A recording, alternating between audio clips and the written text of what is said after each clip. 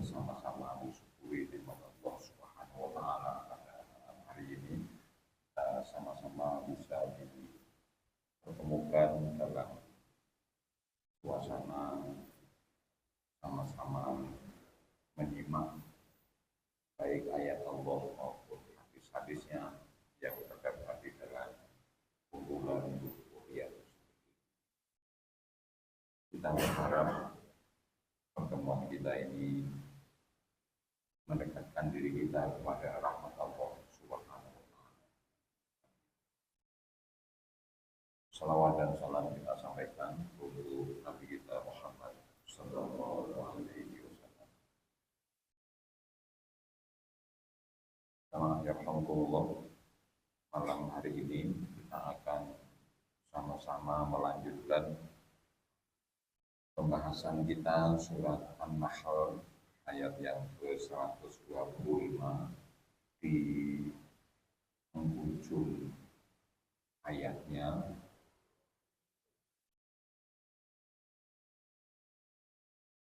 yaitu bahwa Allah Subhanahu wa taala Maha mengetahui siapa di antara kita yang memilih jalan kesesatan dan memilih jalan hidayah. Wa huwa a'lamu biman dhalla 'an sabili wa a'lamu bil muhtadin. Kalimat saya biarlah Allah Subhanahu wa taala sangat paham betul sesudah Islam ini didakwahkan secara hikmah. Islam ini didakwahkan dengan cara mau'idhah hasanah, dan Islam ini didakwahkan dengan mujadalah billati hiya ahsan. Tiga hal tersebut kalau kita ringkas adalah Islam ini dijelaskan sejelas-jelasnya sampai jelas banget.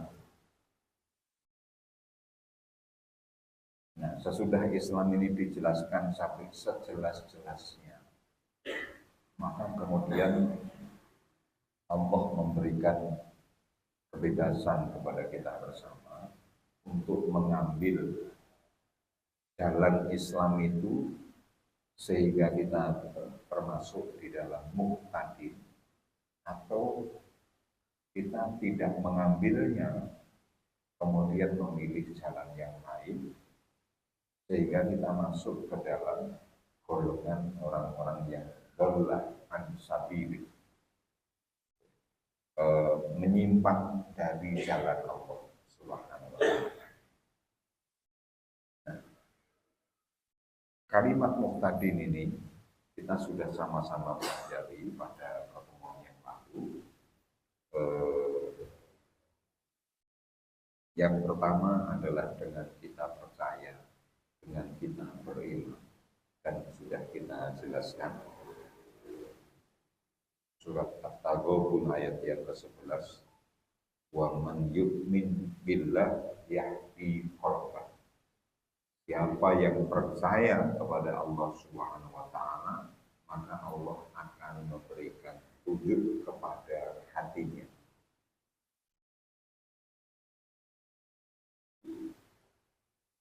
Hanya dengan sekalian bisa mempelajari lebih banyak tentang pengertian hati, karena para ulama kita memberikan banyak perbedaan tentang arti qalbul. Ada yang mengartikan qalbul itu pikiran, ada yang mengartikan qalbul itu adalah jiwa, hati nurani yang paling dalam kalau istilah kita.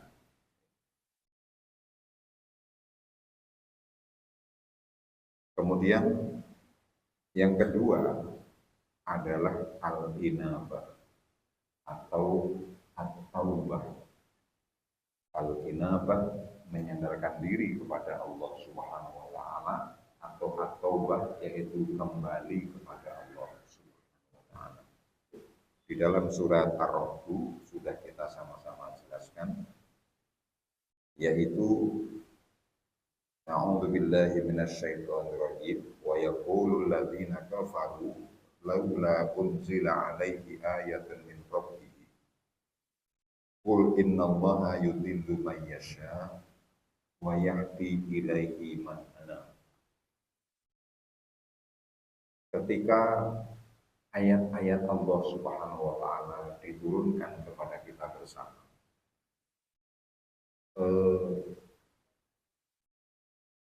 tidak kecil kemungkinan ayat-ayat tersebut tidak bisa kita logikakan, tidak masuk dalam prediksi jalan pikir kita, itu sangat besar kemungkinan.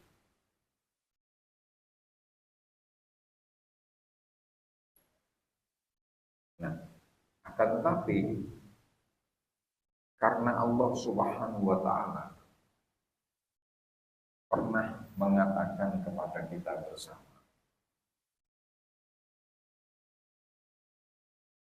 dengan kalimatnya,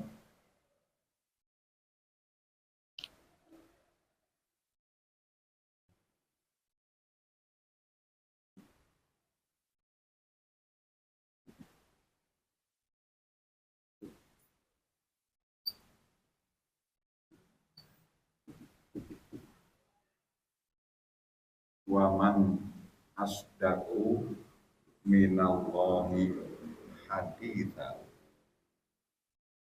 dan wa man asdaqu minallahi qila.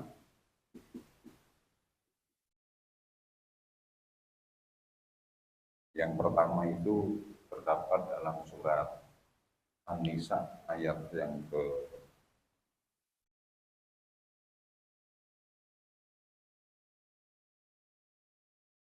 An-Nisa ayat yang ke 98 88 ya.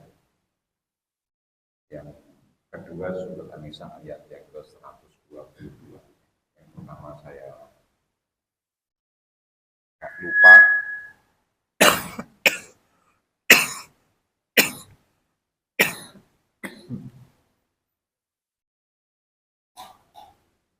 Tidak ada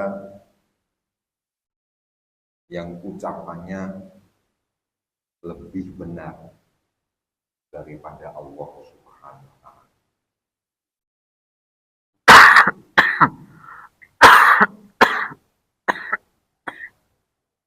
Akan tetapi Allah di dalam dua ayat tersebut itu menggunakan kalimat yang berbeda.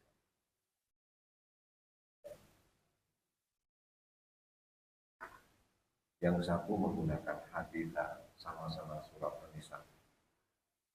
Yang kedua menggunakan kata-kata gila. Teman-teman sekalian pernah mendengar penjelasan bedanya haditha dan gila? Dalam bahasa Indonesianya disamakan, sama-sama ucapan.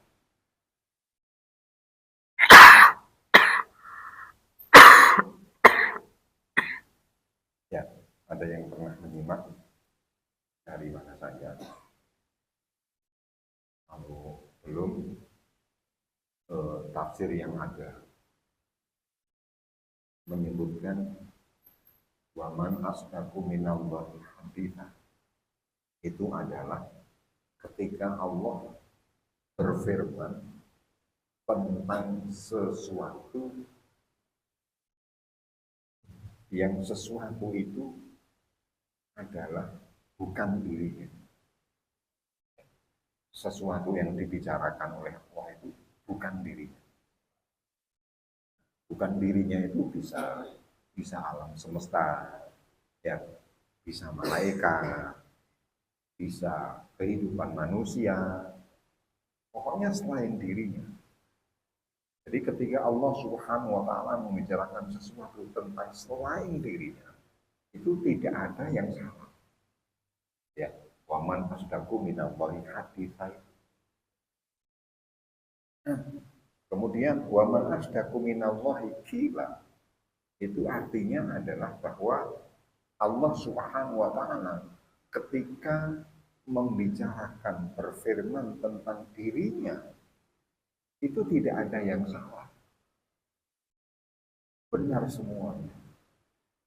Coba sekarang kita bandingkan dengan kehidupan kita bersama. Pernahkah kita membicarakan tentang diri kita sendiri salah? Pernah nggak? Membicarakan tentang dirinya sendiri saja, itu sudah salah. Salah itu bisa ditambah-tambahi, bisa dikurang-kurangi, kan jadi salah. Pernah nggak jenengan berbicara tentang diri jenengan sendiri, yang pembicaraannya itu tidak semestinya yang terjadi pada diri kita? Pernah nggak?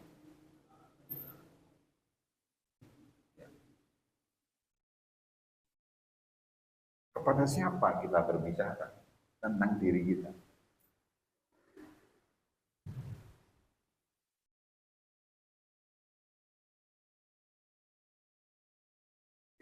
Terutama kalau kita sedang mempunyai target-target sesuatu. Ya. Biasanya yang tidak berbicara pada semestinya itu tentang dirinya.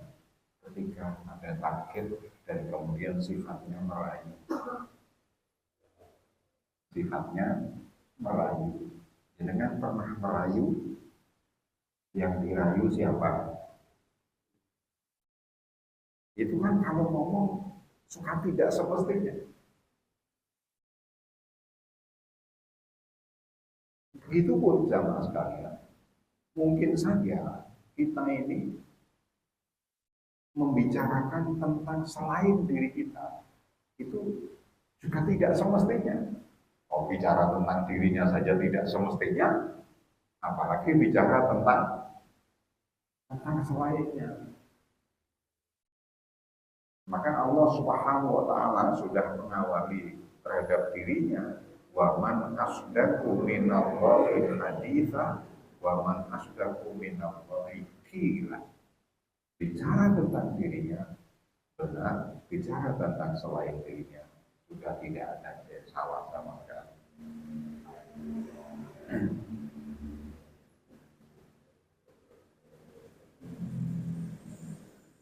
Ya. Nah, ketika Allah Subhanahu wa taala berbicara tentang selainnya, tentang dirinya tidak ada yang salah, maka apabila suatu saat pembicaraan tersebut yang dibicarakan tersebut itu tidak sesuai dengan jalan pikiran kita, dengan logika kita, kita ini tetap anal, kita ini tetap, oh ya saya tetap percaya, oh ya saya tetap berpasrah kepada apa yang difirmankan Allah Subhanahu wa taala. Kalau kita punya prinsip seperti itu, maka kita termasuk muhtadin. Di sini yang namanya muhtadin bukan satu ya. Seperti itu. Bisa dipahami? Baik. Selanjutnya adalah yang ketiga, yaitu orang yang muhtadin itu adalah orang yang al-ittisam billah. Al-ittisam billah. Al-ittisam itu artinya adalah berpegang teguh kepada Allah Subhanahu wa taala. Maksudnya berpegang teguh ini jamaah sekalian.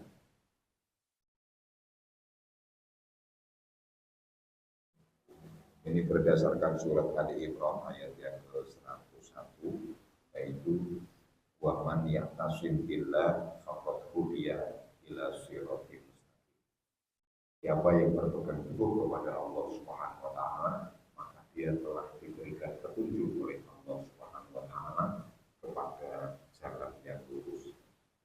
Nah, kalimat iktisam ini teman-teman sekalian,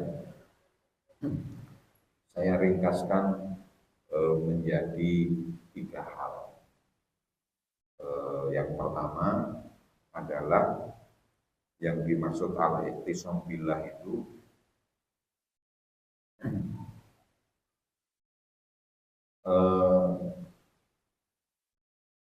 kita ini mampu mampu untuk menjadikan Allah itu sebagai tolok ukur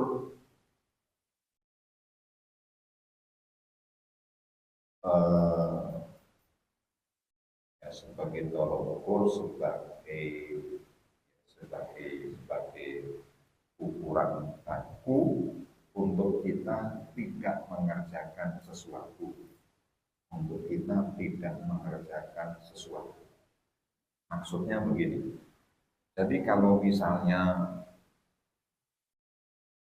kita ini mau meninggalkan sesuatu, itu yang menjadi tolok ukurnya saya nggak jadi meninggalkan, saya nggak jadi meninggalkan atau saya tidak jadi mengerjakan, itu adalah Allah yang berkuasa.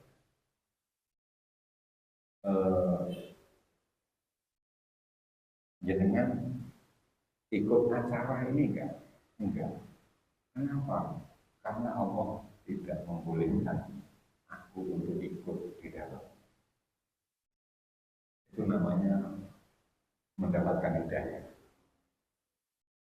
Jenengan ikut enggak dengan acara tersebut? Ikut. Kenapa? Karena Allah ridho di dalam kegiatan tersebut. Jadi yang menjadi apa? Kalau ukur itu Allah itu. Kalau bisa dipahami kan? Nah, pernah nggak kita ini ikut dalam satu kegiatan, mengerjakan sesuatu hal, sebetulnya Allah itu tidak menyukai. Tapi kita berkegiatan itu. Nah, kalau begitu posisinya, maka kita tidak termasuk muhtadi, tidak termasuk orang yang mendapatkan petunjuk dalam hal ini. Itu yang dimaksud episode. Gitu. Kemudian selain itu masih masuk poin yang pertama, yaitu kita mampu kalau mempunyai hajat, kalau mempunyai keperluan, kita ini mampu memintanya kepada Allah saja. Itu mendapatkan hidayah. Memintanya kepada Allah saja, itu kita ini mendapatkan hidayah. Kalau punya hajat. Nah, tapi ini jangan kemudian dipahami oleh kita bersama, kemudian Allah itu menjadi pembantu kita, Allah itu menjadi pelayan kita, bukan begitu. Misalnya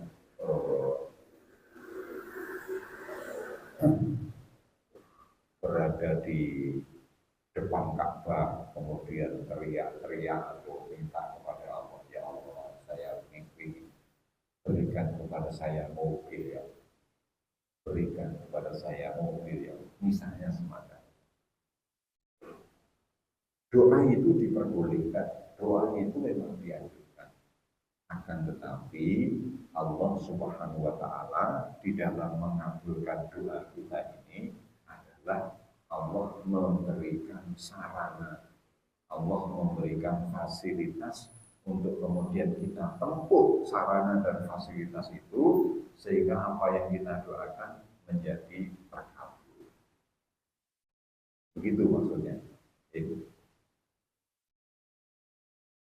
Jadi jangan harap sekelas-kelas kita ini kemudian doanya itu sifat.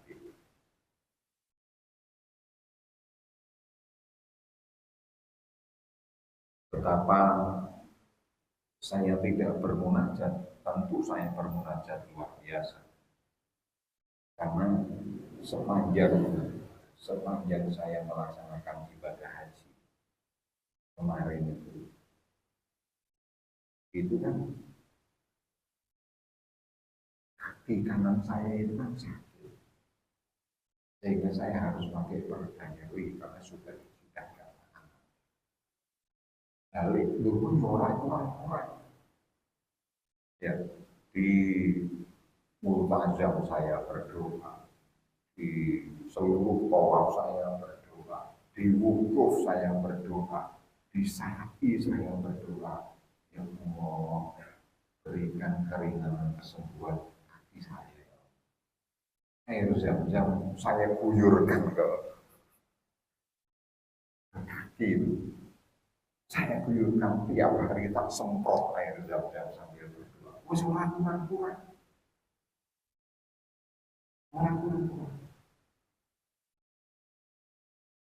Nah, tapi ya kelasnya itu kelas saya. Kelas saya itu bukan kelas doa yang sistematis. Wong Nabi Shallallahu Alaihi Wasallam saja kalau doa, kalau tidak mentok betul itu baru bisa sistematis. Ternyata jamaah terkabulnya doa saya itu harusnya ketemu Mas Fia.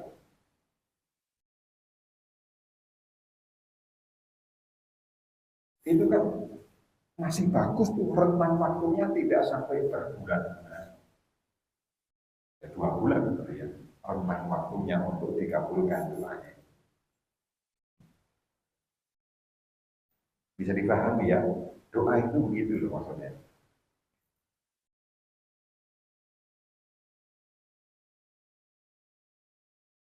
Dan masih banyak doa yang saya doakan sejak bertahun-tahun yang lalu sampai sekarang belum ketemu sahabat.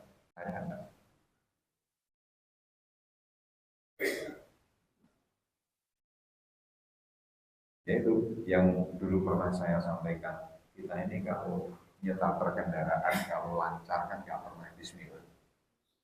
Ketika nyetar kemudian tidak lancar baru bilang bismillah kan? Karena nggak lancar gitu. Tapi ketika lancar ya sudah nggak pernah gitu. Ketika kita jalan lancar, mohon maaf, tidak punya gejala stroke sama sekali. Pakai sendal itu biasa, sudah lancar saja. Maka nggak pernah doa bismillah ketika pakai sendal itu mau lancar.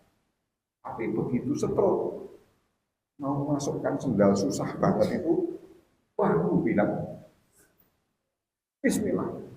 Wah, kalau perlu Al-Fatihah atau apa. Begitu kita ini. Nah itu namanya tidak mulazamah billah, ya, tidak mengikatkan, melazimkan segala sesuatunya kepada Allah Subhanahu wa Ta'ala. Yang ketiga, yang maksud ihtisam ini adalah tawakal kepada Allah Subhanahu wa Ta'ala. Tawakal kepada Allah Subhanahu wa Ta'ala. Dan mana yang Allah, maksudnya tawakal ini adalah kita ini mengerjakan asbab yang Allah sediakan secara maksimal. Namanya tawakal. Mengerjakan, menempuh segala proses yang Allah sediakan. Itu namanya asbab. Jadi kalau kita ingin meraih sesuatu, maka tempuh prosesnya, sabar dengan menjalani prosesnya, itu namanya tawakal. Itu namanya tawakal. Kemudian bukti kita bertawakal kepadanya adalah kita ini jangan memastikan kalau usaha kita ini berhasil 100%. Jangan memastikan. Kalau kita memastikan berhasil 100%, itu namanya kita cacat tawakal kita.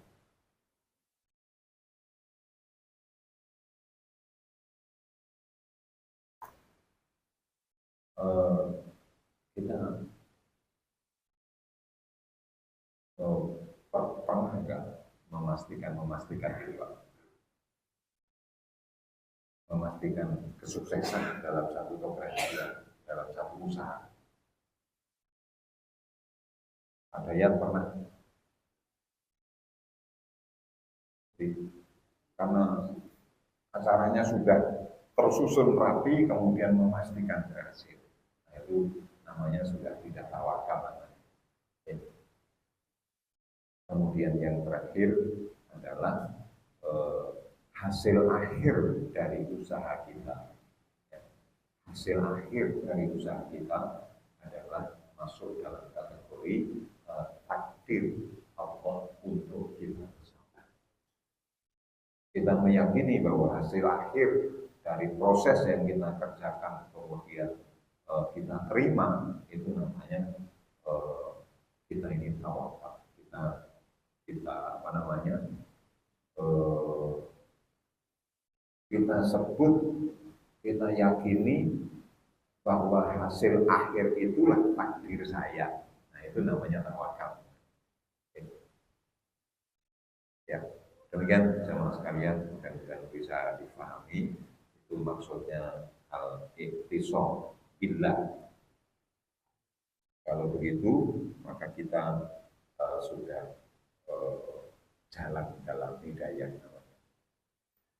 Ya, sebelum saya lanjutkan, ada yang mau disampaikan dulu, kita persilahkan. Kalau tidak ada, kita lanjutkan.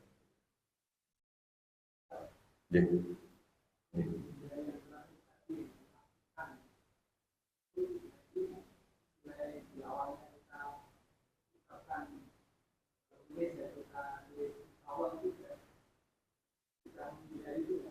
Sudah menghindari. Sudah menghindari. Jadi salah satu di antara contoh yang ada di dalam Al-Quran itu adalah orang yang mau panen besok. Di dalam surat Al-Kahfi ayat berapa itu?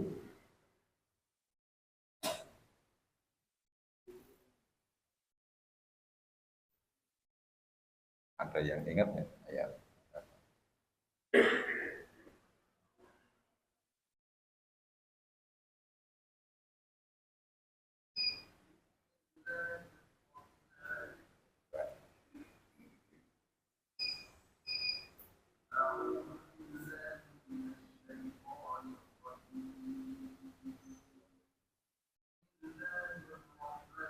surat Al-Kahfi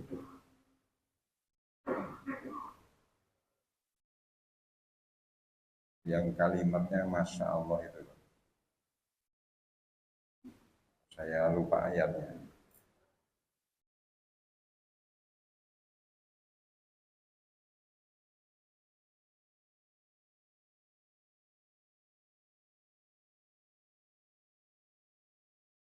Al-Kahfi 39. Surah Al-Kahfi ayat 39. A'udzubillahi minasyaitonirrajim. Walaula iddakhalta jannataka qulta masya Allah la quwwata illa billah. Intaroni ana aqalla minka malan wa walad. Di dalam ayat tersebut singkat ceritanya adalah ada orang yang memastikan besok panen. Jadi sudah, jangan bisa bayangkan sorenya kita ke sawah, kemudian sudah terhampar padi sedemikian rupa, sudah menguning, sudah nunduk, ya. Kemudian besok pasti panen. Itu kan untuk mendekati kepada pasti itu sudah dekat banget dong. Kita ke situnya sorenya, kemudian sudah jelas panennya apa namanya, kelihatan panennya apa namanya, padinya sudah menunduk, sudah isi semuanya. Kalau kita mau bilang pasti itu kan kayak-kayaknya ya pantas gitu. Qadarullah besoknya gagal di dalam ayat tersebut. Kemudian karena gagal, kemudian ditegur oleh sahabatnya, oleh saudaranya, kemarin kamu tidak mengatakan Masya Allah la quwwata billah, nek.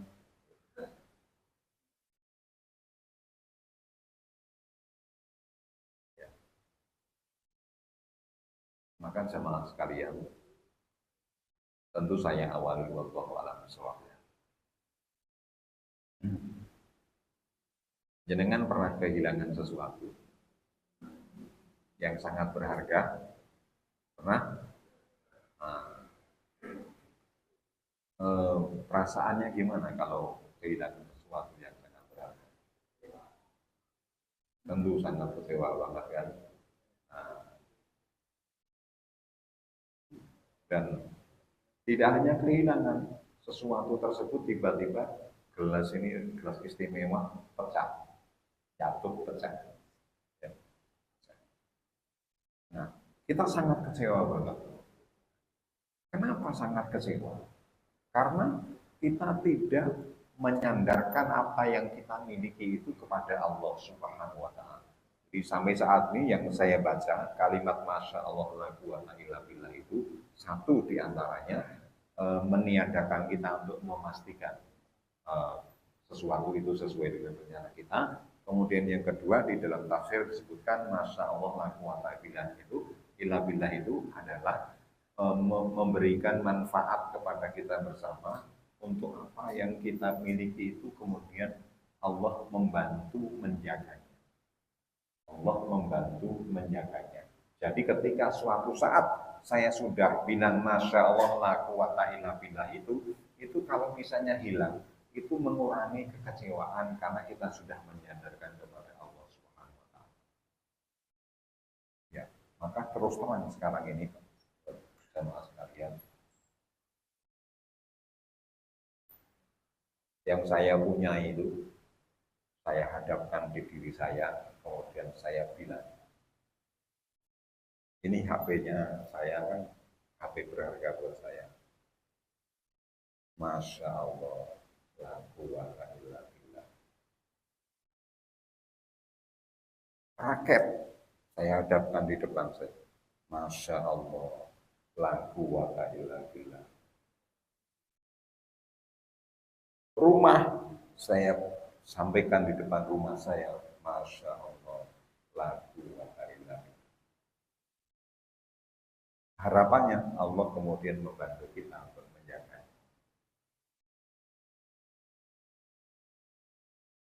Nah, maka kemudian terkait yang kita cenderung untuk memastikan, jangan memastikan, tapi katakan Masya Allah, la quwata illa billah, insya Allah besok panen. Masya Allah, la quwata illa billah, insya Allah besok gajian. Setuju?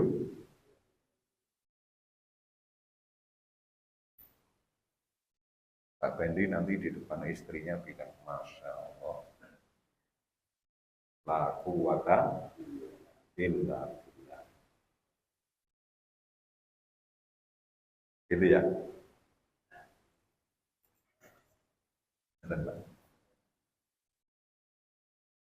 Itu namanya kita berusaha mendapatkan hidayah Allah. Kamu mau nanya apa?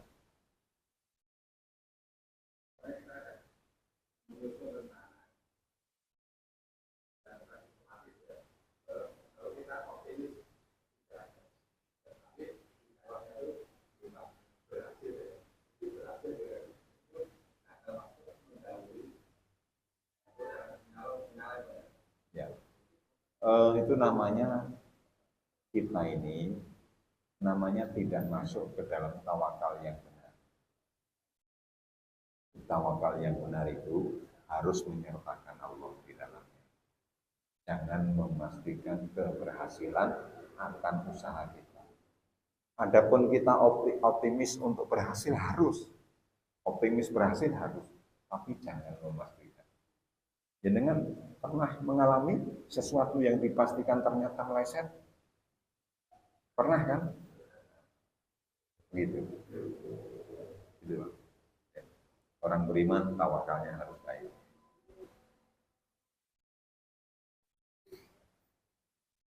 Baik, kita lanjutkan. Ya. Berikutnya adalah al-jihad.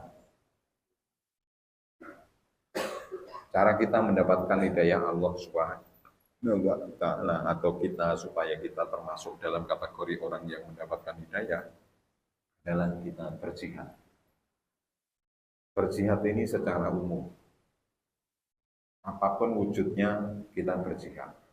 Berjihad ini adalah badlul juhdi atau badlul was'i li khusulis syai' atau li khusulil maksud.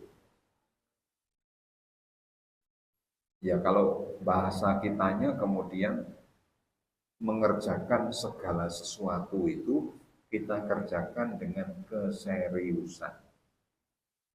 Ya, kita kerjakan dengan keseriusan.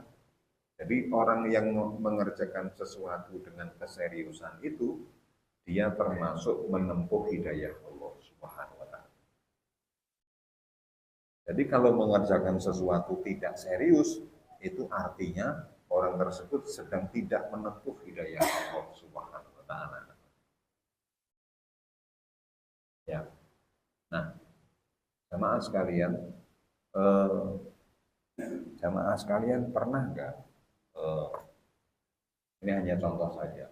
Sholat nggak serius. Sholat nggak serius. Bagaimana sholat nggak serius itu? Sholat nggak serius itu salah satu di antaranya adalah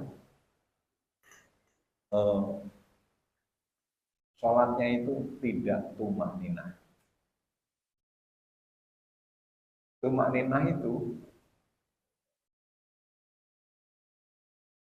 itu gampang sekali caranya.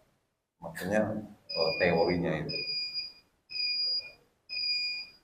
Jadi kita mapan dulu, kemudian kita tenangkan, kemudian kita bergerak sesuatu.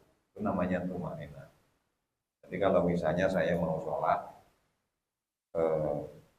ini contoh sholat yang tidak tumakninah, masuk ke soft kemudian Allah. Nah itu namanya nggak tumakninah. Tapi kalau tumakninah itu ini mapan, kemudian menghadap ke kiblat, kemudian Allah. Itu namanya tumakninah. Mudah dipahami ya. Ruko itu tumakninah itu ruko, kemudian mapan, kemudian berzikir, berdoa. Itu namanya tumakninah. Kalau nggak tumakninah, namanya Allahu Akbar Subhanallah. Itu namanya nggak tumakninah. Sambil jalan, sambil berdoa. Bahkan ada yang gini, Sami Allahu liman hamidah rabbana wa lakal hamd. Allah. Ada yang gitu. Saya nggak habis pikir. Mungkin kalau itu terjadi di Al-Ikhlas, masih lumayan lah. Wajar mungkin belum ngerti. Aneh terjadi di Mekah. Ya Allah. Sampai saya tuh mau saya video rasa-rasanya. Orangnya pakai gamis. Keren kan? Pakai sorban. Pakai sorban. Jenggotnya yuk keren. Kalau sholat itu, Masya Allah. Ya, kalau saya tirukan gini, ini salah satu berkahnya. Contoh.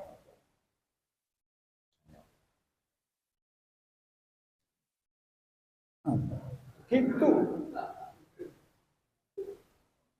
Saya lihat langsung. Hah? Bukan. Bukan orang Indonesia, wajahnya kan tahu kali ini saya. Ya kan model Pak Hari itu kan Indonesia banget kan. Bukan orang Indonesia.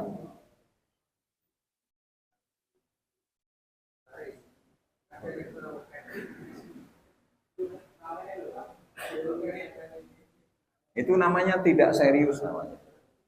Dan ternyata jamaah yarhamukumullah, tentu saya wali wallahu serius ini juga menjadi salah satu arti seseorang disebut ikhlas atau tidak. Jadi seseorang disebut ikhlas atau tidak itu juga bergantung kepada keseriusan dalam mengerjakan sesuatu. Kalau orang tersebut mengerjakan sesuatu dengan serius, maka dia ikhlas mengerjakannya. Kalau mengerjakannya apa? Bahasa Inggrisnya ala hora ya. Ya. Itu namanya tidak ikhlas namanya. Teman-teman kali, jenengan pernah nggak senyum tapi nggak serius? Pernah? Ah itu nggak ikhlas. Senyumnya nggak ikhlas.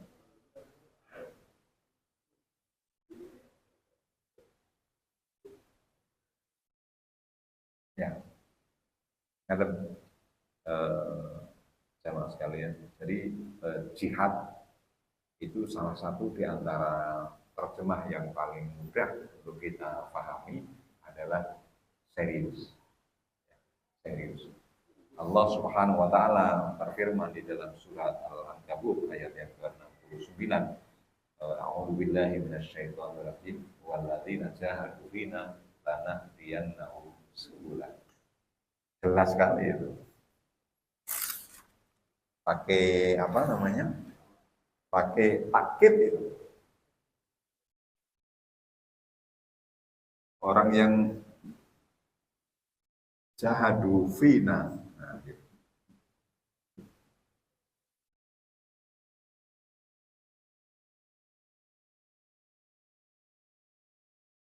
Lanahdiyannahum. Orang yang berjihad di jalan kami, pasti aku berikan hidayah. Pasti aku berikan hidayah. Berarti bersungguh-sungguh itu syarat kita mendapatkan hidayah.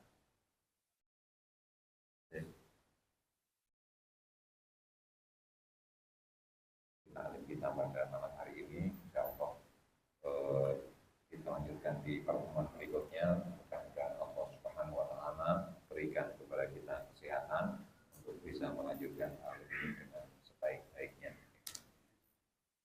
Selanjutnya saya juga mohon maaf saya nanti habis tidak bisa berlama-lama karena ada apa namanya ada pelajaran yang kedua nanti.